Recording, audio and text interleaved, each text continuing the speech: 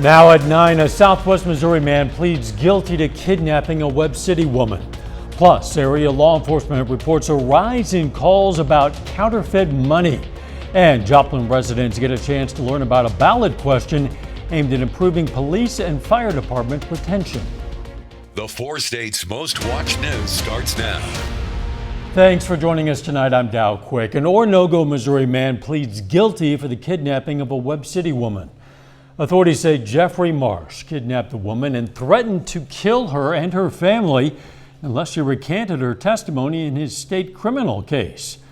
Marsh pleaded guilty to 1 count of conspiracy to commit kidnapping, being a felon, firearm possession, and another count of stalking. In July of last year, co-defendant Zachary Archer pleaded guilty for his role in that kidnapping conspiracy and firearm possession. You can find more information on this case at KOAMnewsnow.com.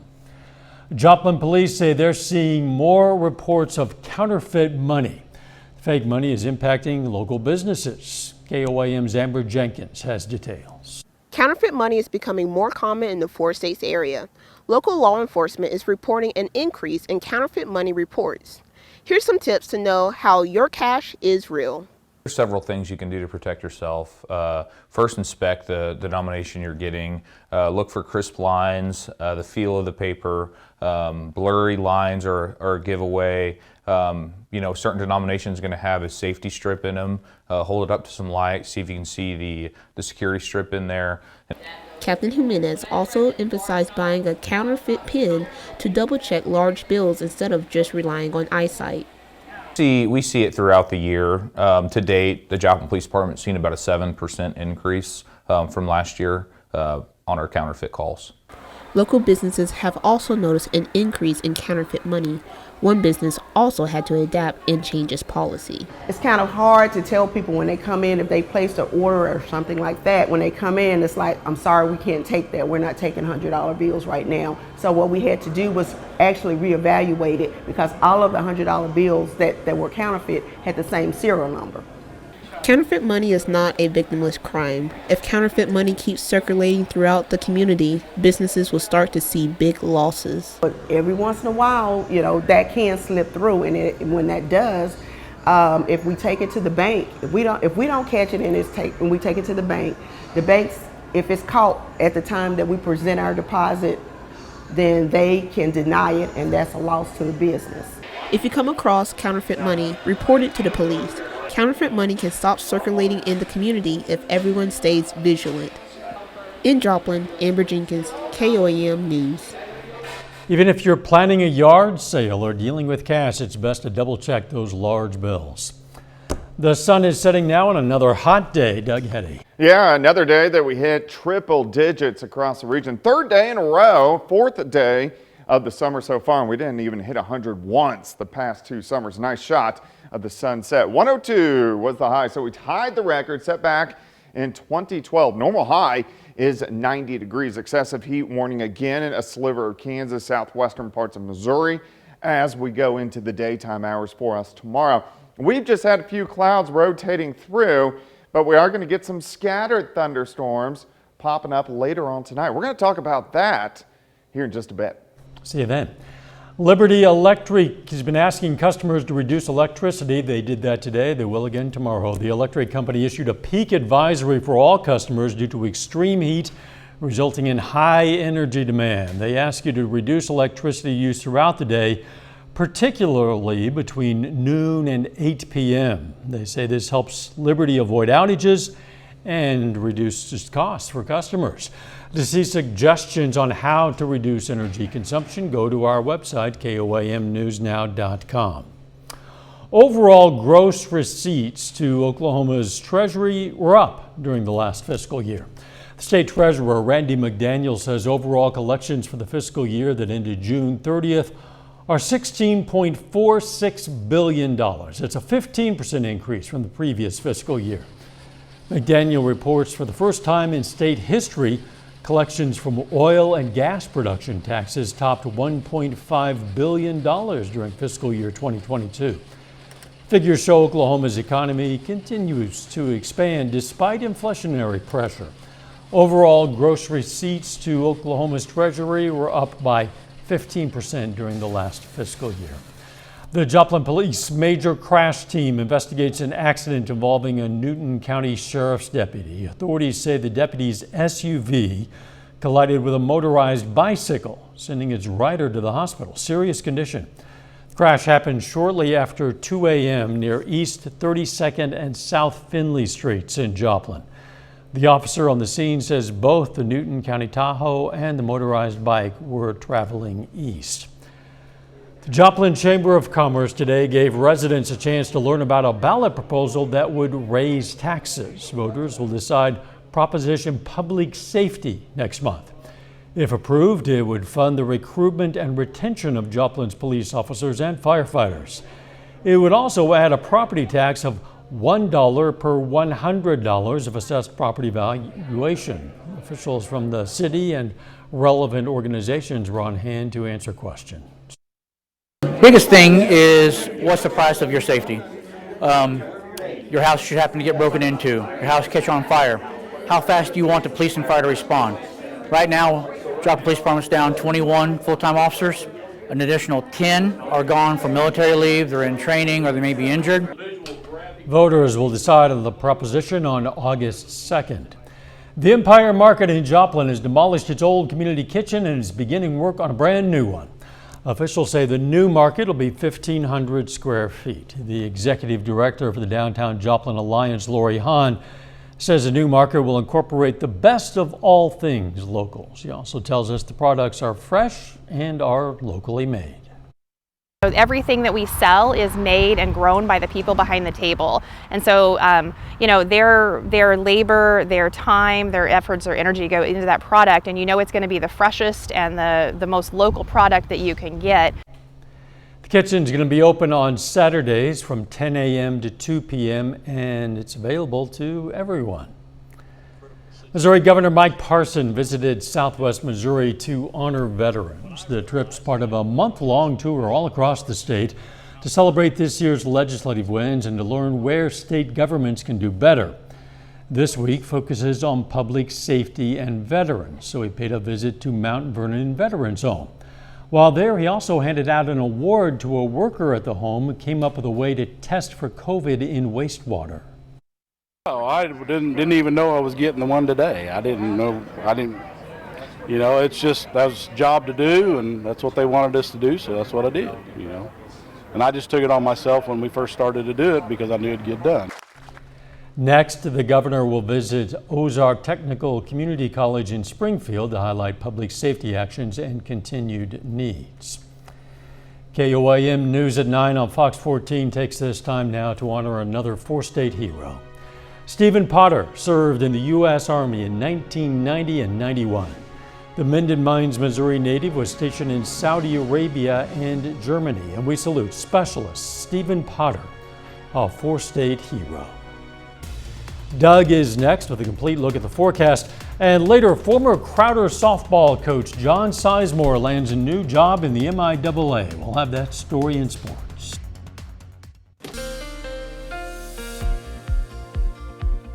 Well, of course, another extremely hot day for us again today. Third day in a row that we have hit 100 degrees. Fourth time this summer already, when we still have one more extremely hot day for us tomorrow, and then a little bit of relief. And even tomorrow is going to be a hair cooler than what we did see today. Excessive heat warnings in effect. Kansas, Missouri, heat advisories will be reissued in Oklahoma and also parts of Arkansas. It's also been dry. We haven't had a whole bunch of rain really since the first week of June. So most of the region is dry. We're getting into a moderate drought once you get into south central parts of Missouri. So we could use a little bit of rain out there, and we at least have some chances as we go through the next 24 hours or so. Look at our highs today. Most of us near 100 degrees, a little bit cooler in our northern counties, and we have dropped off a bit, of course. It is 9-11, 88 in Carthage, Miami, Pittsburgh also 88, still holding on at 90, Neodesha and also Independence, but our humidity is still up there, dew points in that 70 to 75 degree range. So what that means, that's the humidity in the air. So if you look at that scale, that makes it feel muggy and soupy instead of the pleasant, not bad that we had a little over a week ago. So we still have the heat indices, mid to upper 90s to near 100. It still feels like 102 in Yates Center. Nice shot. Sun setting currently 89. Heat index 94. Humidity at 52%. Not a whole bunch going on here. Just a few clouds are kind of streaming through, but we are watching a weak wave right across parts of Nebraska. You can see a couple little showers down through northern parts of Oklahoma.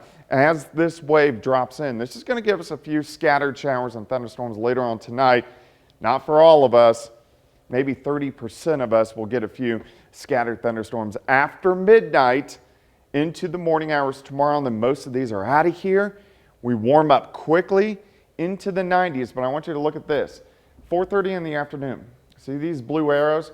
A cold front slides through, so our temperatures not as extreme as what we saw today. Still up there. I think most of the metro will push 100 again. 97 by noon, high temp at 99. Again, an isolated thunderstorm in the morning. A little bit cooler northern counties, but what this front does is lowers our humidity over the next couple days. So as we go into Saturday, we're going to cut the temperatures by about 10 degrees. I think most of us 91, 92 degrees, but the humidity won't be as bad. Humidity is still going to be up there tomorrow, so watch the heat indices approaching 105 as we go into the afternoon. 99 tomorrow, 92 Saturday, 97 on Sunday, back to 101 on Monday. Another chance for a few showers and thunderstorms by Tuesday. Lower temps and lower humidity. Yeah, the weekend will feel much better. Yeah, I like that combination. The new antenna is now at the top of our tower. We are still broadcasting from our temporary lower antenna on the tower as we're transitioning to that new, more powerful transmitter. That's why our signal remains glitchy for some of you, but when this project is finished, we're going to be broadcasting with more power than ever. We are working on it. Check out the progress anytime on our website, koamnewsnow.com/power. Coming up, the latest on the investigation into the 4th of July parade shooting. The alleged gunman behind the 4th of July mass shooting in Illinois is charged with 7 counts of first-degree murder, and prosecutors say dozens of additional charges are coming. I'm Garrett Tenney in Highland Park with the details coming up. Federal Reserve is signaling more interest rate hikes are on the horizon. Minutes from the Fed's mid-June meeting indicate significantly higher rates could be needed to rein in spiraling inflation. At the same time, the central bank acknowledged rate hikes could weaken our economy. After last month's meeting, the Fed raised its key rate by 0.75 of a percentage point. That was the biggest single increase in almost 3 decades. Chilling new details from the Illinois 4th of July parade shooting lead to new calls for background checks when purchasing guns. Reporter Garrett Tenney has more from Illinois. 21-year-old Robert Cremo III will face 7 counts of first-degree murder after police say he confessed to being the gunman in the 4th of July mass shooting in Highland Park, Illinois. Prosecutors say it's just the beginning. Many charges for each individual victim. Every victim deserves justice in this case. If somebody was injured by gunfire, there'll be an attempt murder as well as aggravated battery with a firearm. And there will be other charges regarding aggravated discharge of a firearm and attempt murder of other people who weren't injured. The deadly attack killed 7 people, dozens injured, and sent hundreds of marchers, parents, and children fleeing in fear. The shooting now fueling new calls for enhanced background checks and causing many to question how Cremo slipped through the cracks to legally obtain a gun. There was no new information to establish a clear and present danger, no arrests, no criminal records, no mental health prohibitors, no orders of protection, and no other disqualifying prohibitors, and no firearms restraint. For now, items left behind by spectators still line the streets and sidewalks as family members try to cope with their new reality. On Wednesday, the community came together to pay their respects. Events like that really put a huge gash in our lives, all of our lives. Cremo's next court date is at the end of this month, and if he's convicted, he will spend the rest of his life behind bars. In Highland Park, Illinois, I'm Garrett Tenney, Fox News. Still ahead, a major U.S. ally is getting a leadership change. The United Kingdom is getting a new Prime Minister, Boris Johnson, announcing his resignation on Thursday. I'm Greg Falcott in London. That's my story. Coming up. WNBA star Brittany Griner pleaded guilty today inside a Russian courtroom to drug charges. She was arrested after cannabis oil was found in her luggage in February. The U.S. says she's being wrongfully detained. Griner faces up to 10 years in prison. She's going to be back in court later this month when she's expected to officially testify. The United Kingdom will soon have a new leader. Prime Minister Boris Johnson today announced his resignation. Reporter Greg Palcott has more from London. In politics, no one is remotely indispensable. It was an announcement months in the making. British Prime Minister Boris Johnson resigning on Thursday, bowing to pressure from the public, the opposition, and his own political party. Johnson had tried to stay in power in the face of major revolt from conservative lawmakers, who demanded he step down amid a growing series of controversies. He says he'll stay in power until a new leader is selected, promising to support whoever wins. Our brilliant and Darwinian system will produce another leader equally committed to taking this country forward through tough times. But there are serious questions about whether Parliament will allow Johnson to remain in office, with some fearing he could use his position to push new conservative policies. As a caretaker, you're really expected to practically say or do nothing, just keep the ship of state afloat. And Boris Johnson doesn't strike me as a natural candidate for that kind of role. Meanwhile, in the streets of London,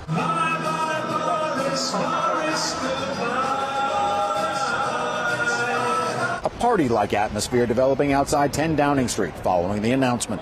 Voters here saying they're ready to turn the page, with few still supporting the Prime Minister. I'm a Conservative, but Boris has to go. He's a disgrace. I'm just surprised it took him so long, really. Johnson says he's already told the cabinet that he won't implement any new policies or make any major decisions until a new Prime Minister is chosen. In London, Greg Palcott, Fox News. Up next, going to learn how you can score some free Pringles, all while changing the name of a species of spider.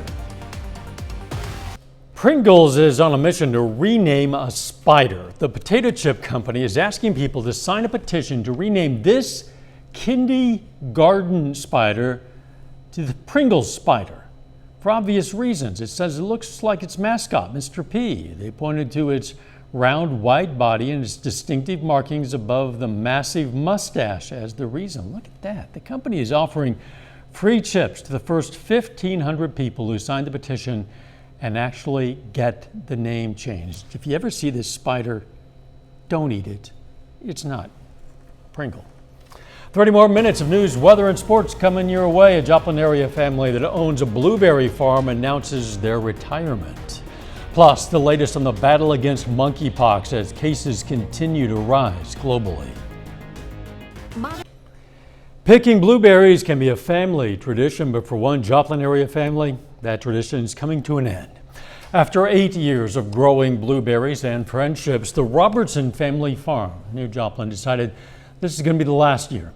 The family says maintaining 2,000 bushes is a lot of work, and now they want to retire to travel, spend more time with loved ones. James and Sandy want to do something special for the end of their last season by donating all proceeds to the Humane Society. The Humane Society, I think, is always struggling, getting enough donations to help them out with their food and other things that people do over there for them. And both my kids who are grown suggested, why don't we donate it to the Humane Society? And I said, terrific. The last day to pick blueberries is this Sunday. The family has already sold half their crop. They hope to sell the rest by the end of the summer. Folks in Joplin come out to downtown for another art walk.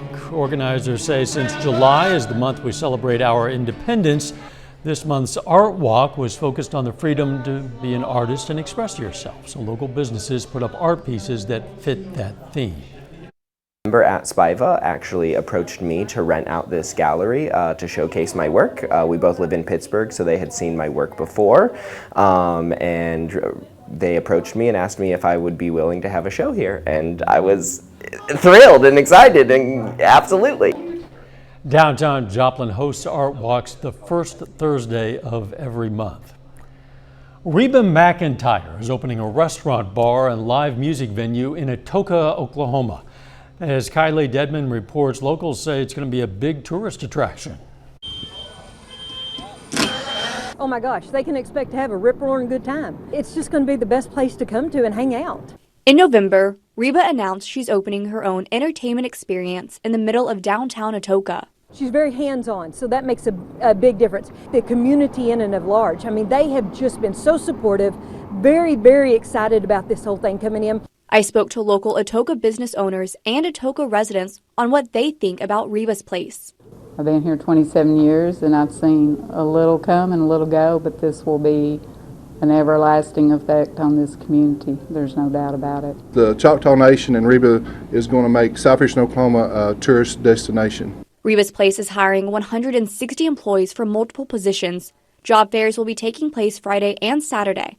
But don't worry if you don't own a red wig. We're very Southeastern Oklahoma, T-shirts with Reba's name on them, those kind of things. So really it's going to be super casual, but a lot of fun. It is kind of branchy, rodeo feel to the whole restaurant. So, but I don't think we'll have any red wigs. Reba's place will have a wide variety of food from her favorite dishes she's grown up with to her favorite meals she's had at cities she's toured, even having signature cocktails. I'll be the first one in if they'll let me. Reba's place is set to open this fall. Travelers this summer should probably be prepared to carry their own luggage. That's because a large majority, 97% of U.S. hotels, say they're understaffed. That's according to a survey from the American Hotel and Lodging Association. And about half of 500 hotels polled last month said they are severely understaffed. The group says it's trying to fill 130,000 vacant positions nationwide. Monkeypox cases are climbing all across the globe, prompting health officials to scramble in an effort to prevent a full-on outbreak. Reporter Kevin Oretsky has more on that story. Monkeypox cases are on the rise, and health officials are becoming increasingly concerned. The World Health Organization says cases globally rose 30% in the past 2 weeks, with Europe seeing the vast majority of those cases, responsible for 80% of the new infections across the globe. Across the world, there has now been more than 6,000 cases recorded in 58 countries. The UN says expanding vaccination efforts and improving monkeypox surveillance will be crucial to curtailing a future outbreak. WHO is working with countries and vaccine manufacturers to coordinate the sharing of vaccine, which are currently scarce and need to be accessible to the most at-risk people. Meanwhile, New York City is now being dubbed the epicenter of the monkeypox virus here in the U.S. Health officials say the number of probable cases increased to more than 119 as of this week. The city now plans to open several pop-up clinics to administer vaccinations in the coming weeks. Despite this, the New York City Health Department is pleading with the CDC to send more doses to meet the increased vaccine demand. We'll certainly need much more vaccine and quickly to meet the burden of disease here in New York City, the epicenter of the monkeypox epidemic in the United States. The supplies are currently small, but we also want people to understand how to identify monkeypox, how to seek diagnosis, and how to avoid exposures themselves. Monkeypox symptoms include headache, muscle aches, and fever, along with lesions on the body. If exposed to the virus, you should isolate immediately and contact your local health provider. In New York, Kevin Uretsky, Fox News. An underactive thyroid can increase the risk of dementia. That's what a study by the American Academy of Neurology found. People over age 65 with hypothyroidism had an 80% higher chance of dementia than elderly people with normal thyroid function. An overactive thyroid or hyperthyroidism was not found to increase the risk of dementia. Turns out there's actual science behind feeling hangry when you haven't eaten in a while. A study by Anglia Ruskin University tracked participants' hunger and mood over 3 weeks, and they found hunger leads to stronger feelings of anger, irritability, and lower overall levels of pleasure. You kind of knew that, right? A bit later, a ceremony to hand the highest civilian honor. President Biden named 17 new Medal of Freedom winners. I'm Caroline Shively in Washington. I'll have that story coming up. Welcome back. Time now for the weather forecast. The extreme heat continued once again for us today. It's been here since this past weekend. Since Saturday, it really moved in. Temperatures really started to climb. In fact, today was day number 3 in a row that we've hit 100 degrees. Extreme or excessive heat warning again on the Kansas and the Missouri side for us on Friday. Heat advisories will be in effect in Oklahoma and also parts of Arkansas. Here's our drought tracker. It has been dry, of course, for the past month. We aren't in a drought, but we are drying out. So we do need to get a little bit of rain in here, which we do have some chances later on tonight. Look at our high temps today. Most of us near, if not above 100 degrees at the airport in Joplin. Official high is 102, which tied a record set back in 2012. Most of us now upper 80s to near 90 degrees. Our humidity is still up there. This is measuring how much moisture is in the atmosphere. Our dew points, anytime they get above 70 in the summer months, it feels muggy to kind of soupy across the region. So we still have a heat index, even right now, of about 95 degrees. Outside, 7th and Range Line, 89. Still a heat index of 94. Pressure is starting to drop. We have a weak little wave that is rotating in. We've only had some clouds across the region, but a couple little thunderstorms, northern parts of Oklahoma, a few more thunderstorms, southeastern parts of Nebraska. As this wave dives through, it will try to fire up a few scattered thunderstorms later on tonight into tomorrow morning. Most of these along and north of I-44. Not going to be widespread, so if you do get the rain, consider yourself one of the lucky ones. Temperatures warm quickly into the 90s to near 100, especially Joplin south. But look at the blue arrows. Cold front drops through late morning, so we're still going to heat up, but the humidity will start to drop during the afternoon just a bit. The farther south you live, the closer you will be to 100 for a high. Northern counties, your high temp's going to be right around 95. Still extreme heat, but we're heading in the right direction. Tomorrow night, partly cloudy skies, a little bit cooler. We drop back into the lower 70s, and then on Saturday, not bad. Lower 90s for highs, and the humidity is going to be much better across the region. So at least we get a little bit of relief. Heat indices are still going to be about 105 once again tomorrow, near 100 in our northern counties. And then we start to heat things back up. Sunday still not bad, mid 90s, and then back into the triple digits by the time Monday rolls around. 99 tomorrow, 92 Saturday, 97 on Sunday, 101 on Monday, and then back into the mid 90s. The middle of next week, maybe a little bit more widespread rain on Tuesday. Little bit more widespread. A little bit, on Tuesday. not widespread, but a little bit. And you qualified that with a maybe. Yeah. Thanks, Doug.